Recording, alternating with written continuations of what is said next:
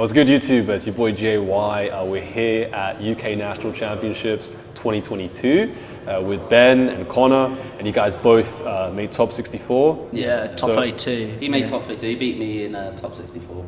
Yeah. Okay, and you guys built this deck together, right? No, Ben. I built the deck, and the night before the event, Connor messages me after I'd said to him in the 3v3 that I myself went 6-0, and my teammates were the only people that lost the matches for me. He went, "Can I have your list, please?" And so I sent him my list, and from there, like the pair of us, like managed to like both top from it.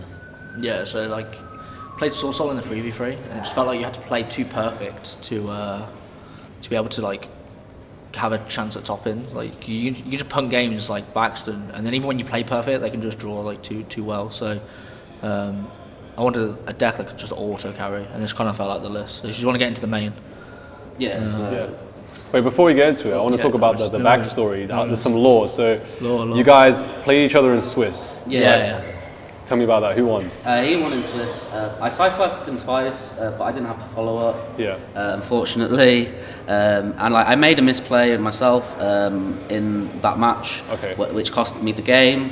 And then in Top Cut, played against each other, and he beat me, and pretty much it. It's a skill issue, you know what I mean? It's a skill issue. It's a skill issue, big skill issue. Okay. Big skill issue. But it's rough that you had to play each other in Swiss and then play each other again in Top Cut, but we still boys in it. Yeah, still of course. Cool. Gotta love to see it. And what were your records after the 10 rounds of Swiss? So I went 7 wins, 2 losses and a draw, and he went 8-2. 8-2. Nice, okay, perfect. Yeah, let's jump right into the list. Yeah, so start off with we have the best engine in the game.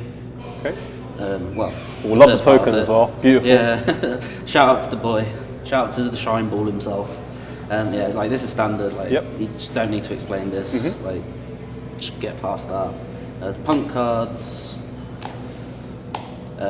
Most of this is pretty standard. Like most people drop this. Yeah. But like it was nice to have the dark there so that you could like banish it off of Chaos Ruler. Also, it was just nice to have essentially another starter of the punk engine to be able to get you there. And also, if for example you'd already opened the Foxy Tomb, you could like add this, then add this, and then like set up the Chaos Ruler in a way so that you could activate it. And also, if you opened this and you have to start with Foxy Tomb to get the Z-Armon, you can just discard it off the deer note, and then you can just make the Big Daddy Chaos Ruler. Yeah, so I think he's actually mis-explaining it a little bit. So like Ogre Dance, you need to play it because in the mirror, it means that when you play, when they Baron you, it means you get to go Z-Armon, search Ogre Dance. You tribute off the Ogre Dance to summon the tribute off the Z-Armon to summon the Ogre Dance. The Z-Armon will trigger in graveyard to gain attack on their thingy, which makes it bigger than the Baron. If they choose to negate the Z-Armon, you chain the Ogre Dance and it gains the attack anyway.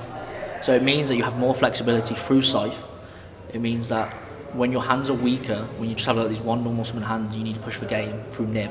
When you like have the read, it means you like can do it under summons. Another thing that kind of would have came up was like a second deer note. But this came up a few times at 2, but like the other 5 here like are completely standard. So like you always play these because like this sucks to draw with the Brave. It's like it's okay like, but you never need the second one. But you always need to play this. This you can't drop this. And this you can sometimes play 2. It like depends on like how sick you want your grind game to be. But we already had a pretty good grind game anyway. So yeah, cool. So that's the punks. Next we have the Souls package. So the reason I opted for this was your mills off of Chaos Ruler.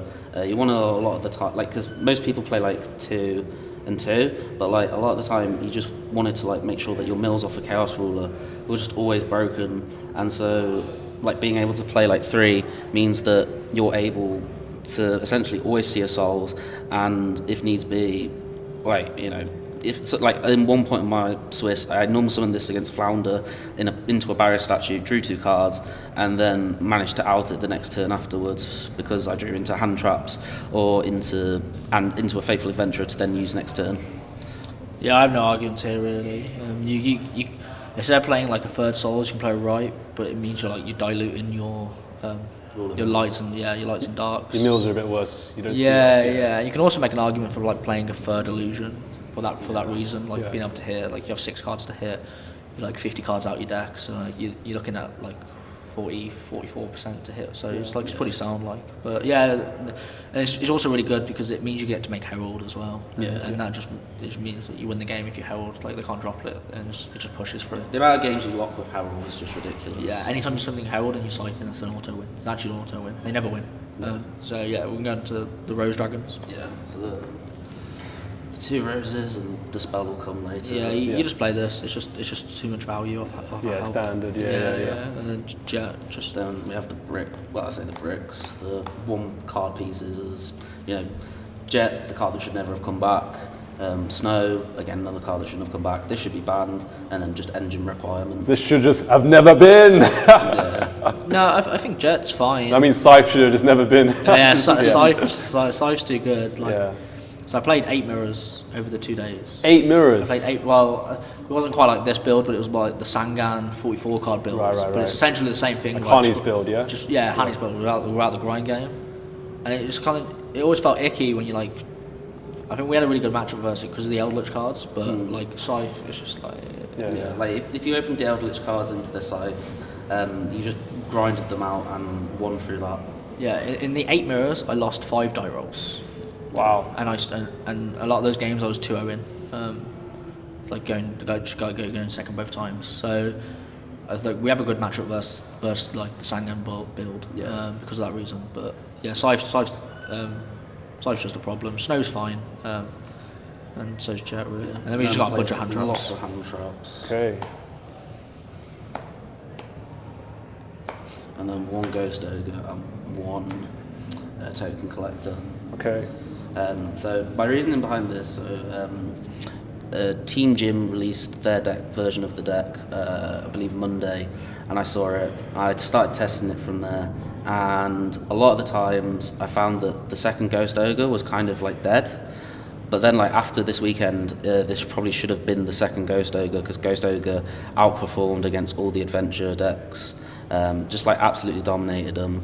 But then at the same time, this just dominated the adventure decks as well. Like it was kind of I felt that it was a double sword. Like the pair of them do the same like option. Like they both do the same thing where they stop the token or they stop the Fateful Adventurer. In my eyes, but I don't know how Connor felt about it. So you need to. I feel like you need to play Token Collector somewhere. So you either side one or you can main one. Maining one feels okay still because you get Shooting Rise to send it. Because you're going through a lot of cards, right? So it always just like insurance that your Shooting Rise does what you want it to do. Ogre is a requirement at 1 at least, because again the amount of times that I was going E-telly and then letting it resolve, and I was like, oh, summon Ogre into a Griffin, and it was like, well, now it's acted like a Call by the Grave. Yeah. Gamma, it was okay. The better players were playing around it. It was so strong day 1. Yeah. But then the second you start getting to day 2, you're just blinding watering, and then just save and draw. It's like okay, like it's respectable, and I was signing it out a lot. But you also need like a level 2 somewhere for Shooting Riser because you can go Shooting Riser and level 2 with either an L trap or a Scythe to make Baron. So that was really good. Yeah, Nib's strong, Vela's strong, Ash is strong. Yeah, this card overperformed this weekend for me. Like the amount of times that like I just dropped this on like people and like they just weren't playing around it, just ridiculous. Like it's too good. Yeah, not a single person played around it, and yeah, it was just the 2 Sword Soul players. They just went quicks, which is like 100% correct. You actually shouldn't play around it if you don't know what you're playing against.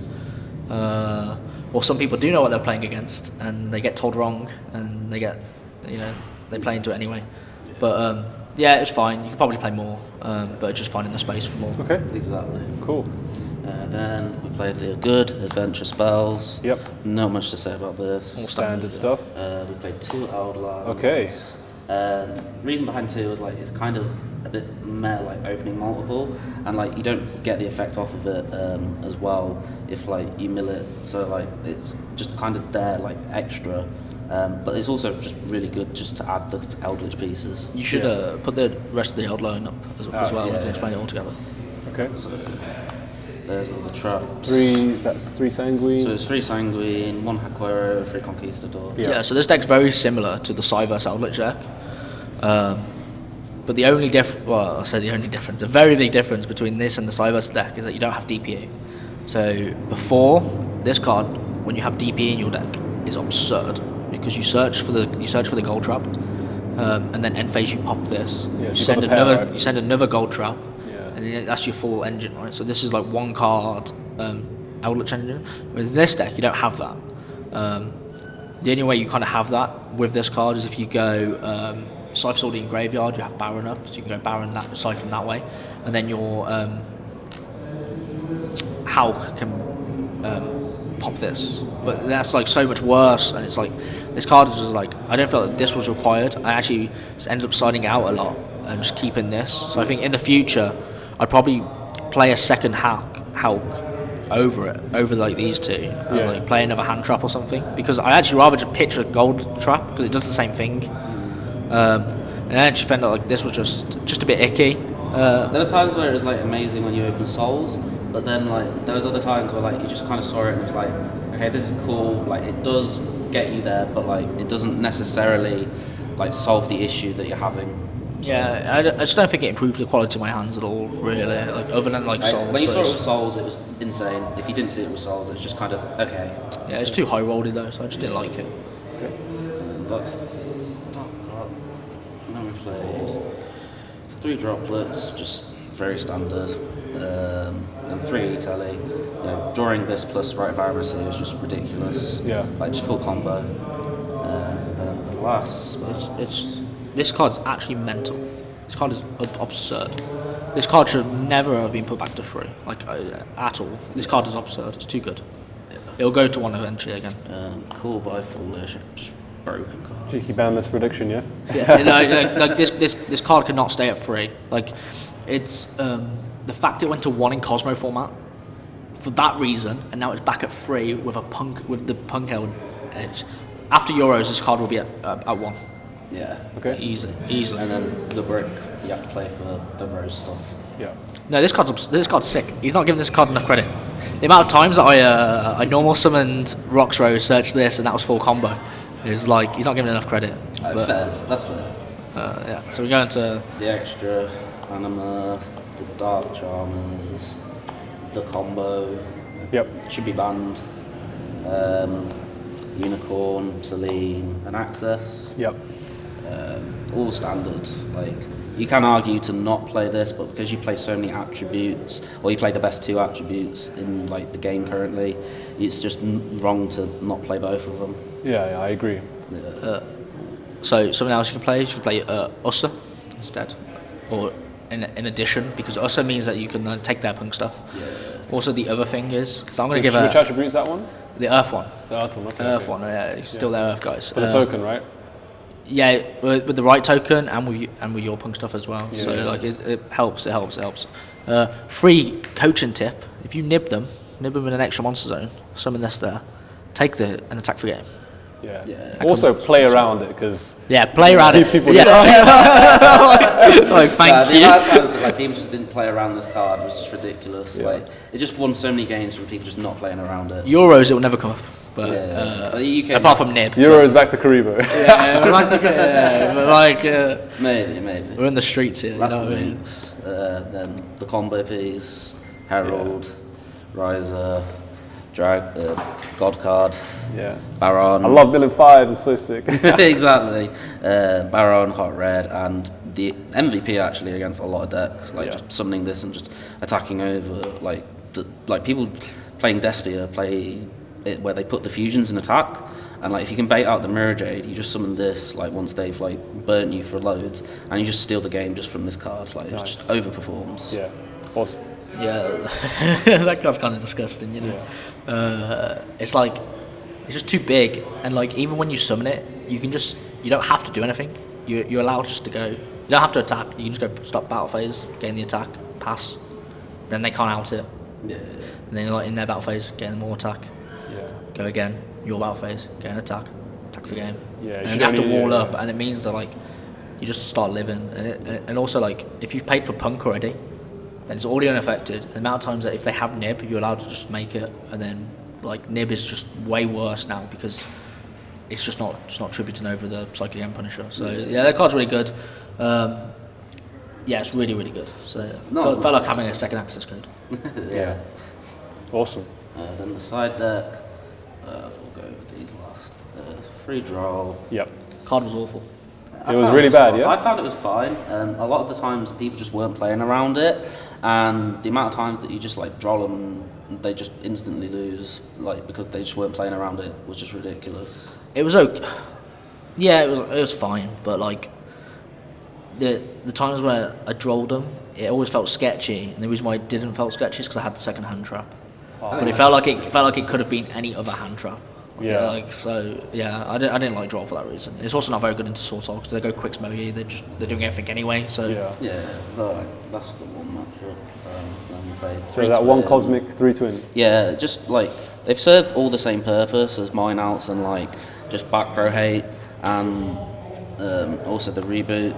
Like they all just serve pretty much the same purpose. Like these out the mine, and then this just beats the trap Eldlich deck. Well, the pure trap Eldlich deck on its own. Like it's just a win button against any trap deck. I was putting these two in the mirror a lot Because of the side deck. Yeah, for Scythe and people are just like mainly siding anti-spell, so you kind of need to play this. Like, kind of needs to be in your deck game too, even if you're playing against combo. Yeah. And then played for going first, 2 dim, and 3 anti-spell. Yeah. Like Dark, we didn't want to like lose to Dark Ruler game 2 and 3, even though like it didn't really come up. But like just flipping this and like having full combo, just like locked the game. Like they couldn't break the boards. Apart from round 5, right? Apart from round 5. He slices the anti-spells, he still loses. How? Yeah, this card, you don't play this card anymore. It's not that great anymore.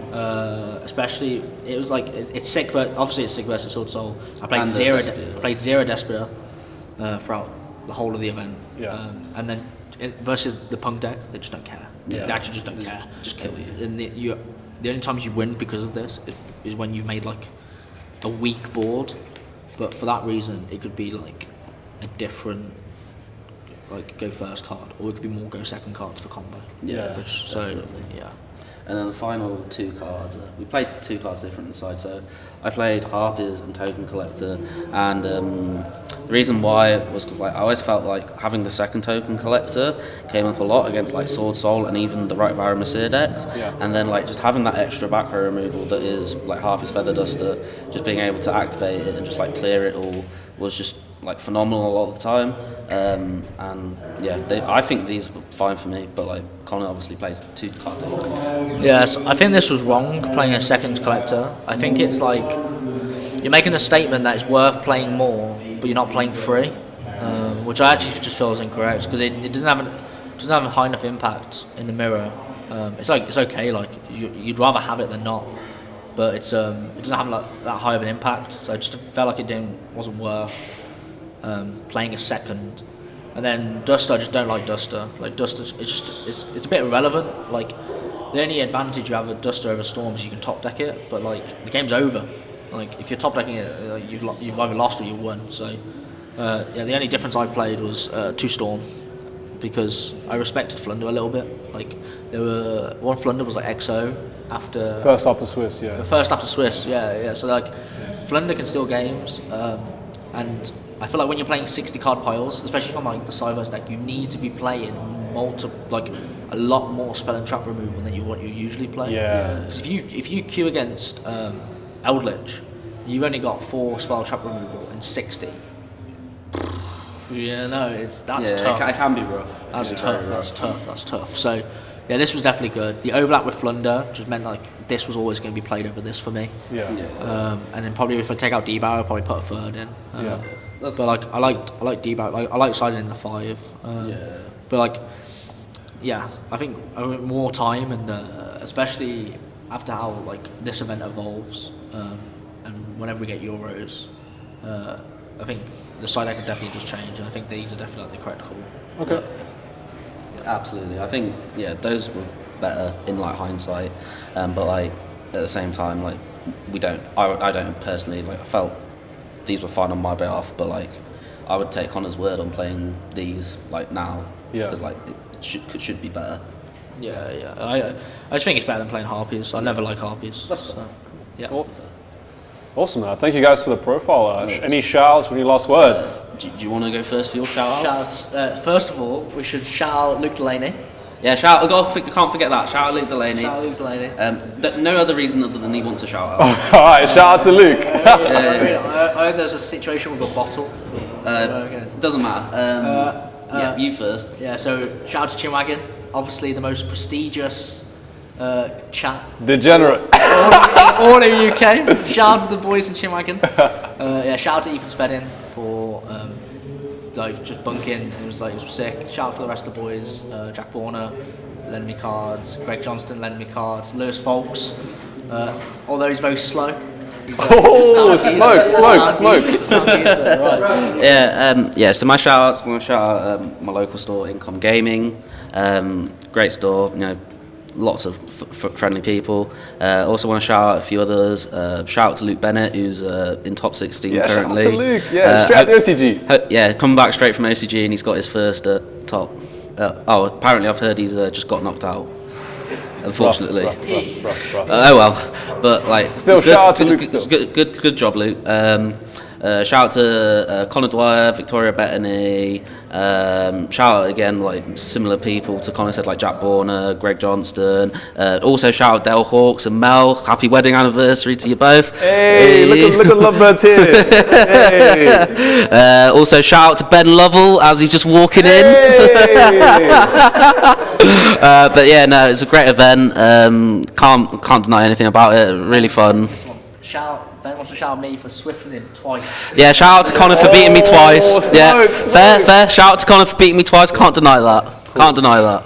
Awesome. Thank you guys for the profile. All right. Like and subscribe. It's all Take good. care. Thank you.